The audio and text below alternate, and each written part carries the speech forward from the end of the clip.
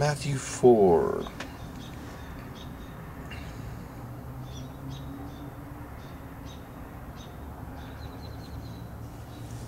Then Jesus was led up by the Spirit into the wilderness to be tempted by the devil. And after he had fasted 40 days, so God was leading him the devil's way.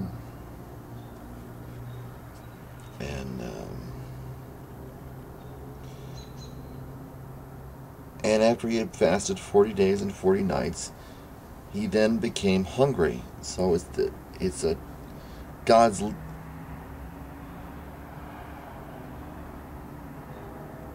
leading him into a wilderness at the height of his trying to follow God. In doing this, fasted 40 days and 40 nights, he then became hungry. Slide mark is hard to read in this slide.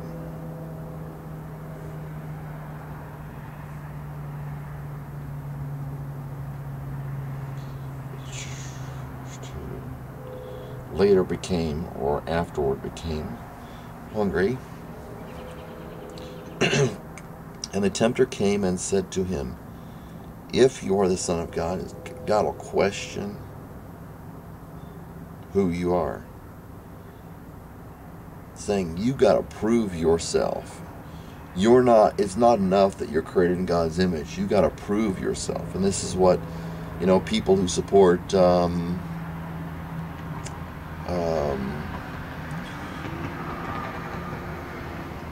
worldly success, or what is worldly success in the eyes of the world.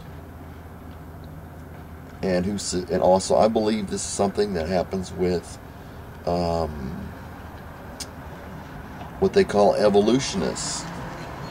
Although the theory, as far as I know, has never been proven legitimately to anybody's satisfaction. Perhaps it has. I'd like to see that. But it's if you are the Son of God, command that these stones become bread. And Jesus had an answer, but he answered and said, "It is written." So I think it should be, it's the devil. Jesus realizes it's the devil, and yet he's not saying, "That's enough, I don't want to hear anymore yet." He says, "If it is written, a man shall not live on bread alone, but on every word that proceeds out of the mouth of God."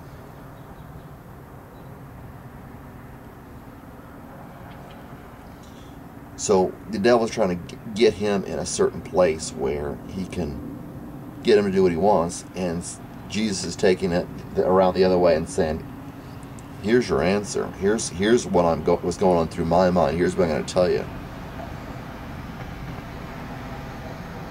And the devil took him into the holy city and had him stand on the pinnacle of the temple. So if you're not physically bothered by that, then how about attitudinally? With pinnacle of the temple, it's basically at the top of the temple. You think you're a religious leader, fine. Then try to make yourself feel better by proving it to everyone. And said to him, "If you are the Son of God, throw yourself down." So we've got physical temptation of physical wants or desires or needs, and we get this too, and attitudinal temptation. "If you are the Son of God," and he said to him, "If you are the Son of God, throw yourself down, for it is written, He will command His angels concerning you, and on their hands they will bear you up, so that you will not strike your foot against a stone." So God didn't say, "Okay, I want you to put me in a position where I've got to do something." That's a long story. People can quibble back and forth about that. Jesus said to him, "On the other hand," yeah, okay, that's true, but let's look a little further. "On the other hand, it is written, you shall not put the Lord your God to the test." So relying on God in trying to prove yourself is not what you are to do. Again, here's a third one. The devil took him to a very high mountain. So this has come down to, you know, first physical, then fame, then lastly power. Again, the devil took him to a very high mountain and showed him all the kingdoms of the world and their glory. And he said to him, all these things I will give you if you will fall down and worship me. And Jesus said, you know, whoa, that one is right, exactly, you know. It just comes down to, I guess, greed, but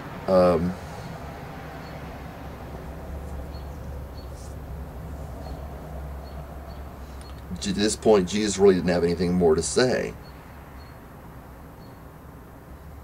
Jesus said to him, go, Satan, for it is written, you shall worship the Lord your God and serve him only.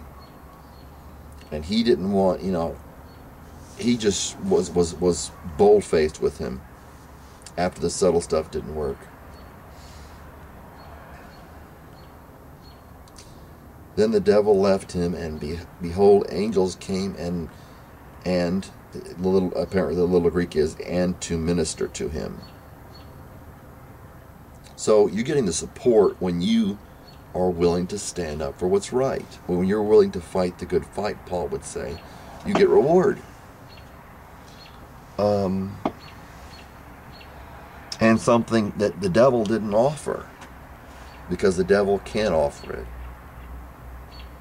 You can feel all the consternation in your soul, but there's no point to it. Jesus said, what if a man gains the whole world and loses his soul? What does it profit if a man gains the whole world and loses his soul? Well, what will a man give in exchange for his soul? You're the most important as far as, you know, what is around you, is what, as far as you and what is around you, you know, besides God, you know, and that's what God is focused on. God is focused on loving you. So are you focused on what is best for yourself? A lot of what it comes down to when you say good for God, do something good for God, do something good for you, it's the same thing. What benefits you, what really benefits you, really benefits God. If you love God, you're loving yourself. If you love your wife, you're loving yourself, the Bible says. Of course, if you love your children, you're loving yourself. If you really do love them. If you love yourself, you're loving God, because you're created in God's image. It's got a reflexive property there. Now, when Jesus heard that John had been taken into custody, here's John's problem now. John's going through it now. He withdrew into Galilee, and leaving Nazareth, he came and settled in Capernaum, which is by the sea in the region of Zebulun and Naphtali. This wasn't there, to fulfill what was spoken through Isaiah the prophet, the land of Zebulun and the land of Naphtali, by way of the sea, beyond the Jordan, Galilee of the nations. The people who were sitting in darkness saw a great light. And those who were sitting in the land of shadow of the land and shadow of death, upon them a light dawned. From this time Jesus began to preach and say, repent, for the kingdom of heaven is at hand. Some versions says it is near, and the light's getting dark here. Light's getting dull. Until tomorrow morning. You can remember that and put that in the bank.